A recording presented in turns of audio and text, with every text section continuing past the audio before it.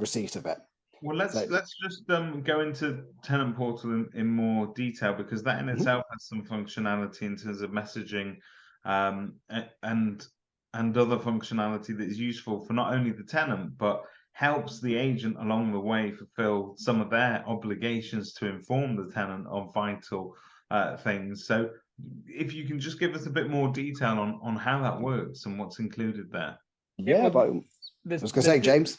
There's different aspects to the Tenant Portal. It all helps. Stuart's going to laugh now. This is my keyword within KPR. It kind of helps streamline everything that the agent and the tenant does. There's a two-way messaging platform as an example. So the tenants can send the agent a message. The agent logs into the Willis Hub and replies to that message.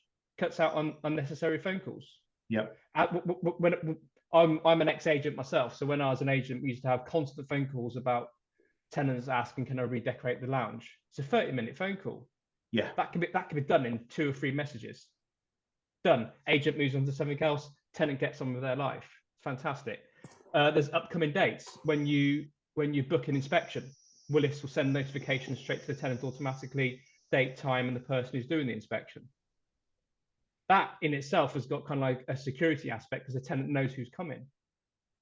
And then if the inspector is carrying some form of ID, the tenant already knows who's going to do the inspection, so agent can prove that it's them that's coming. And in terms of that, I'm presuming compliance and proving that you've responded to, repair requests, vital inspections that are needed, checking of certain items within a property, if it was sort of testing fire alarms or whatever it may be. Recording all of that and having it sort of date stamped in your app and having it there in itself is leaving that digital trail of breadcrumbs that if you need to make a case and if it ever needs to be referred to, it serves as a record in itself, doesn't it? 100%. Yeah, everything is date and timestamp. So the two-way communication, date and timestamp, so you can see exactly when the message was sent, what time the agents responded, and how long it's taken them to do so. But you go, like you say, one step further with the recording of the smoke and CO detectors when you're doing your inventory or your inspections. Have they been tested? What's the expiry date of them? Because before I was an agent, I didn't know that smoke alarms had an expiry date, and I'm sure there's loads of people out there that go like, "What? No, they've got expiry dates?" And it's like, yeah, they do. But with the Tenant Portal, it goes sort of one step further as well. So you do your inventory on the KPR system, sync that with the back office. You're then able to send the inventory to the tenant. So an email and a notification goes into the Tenant Portal.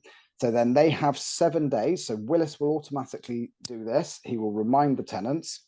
So they have 7 days to accept and put their notes and comments and photos to the inventory. And they can do that via the Tenant Portal. If they're happy to accept it, they can e-sign the document via the Tenant Portal. After day 7, if they haven't engaged with it at all, Willis will automatically lock that inventory down, and then they can only view it. So it's accepting the condition because they've not made any comments or anything. So it's just these extra little bits that, go into it, which just improve the journey. And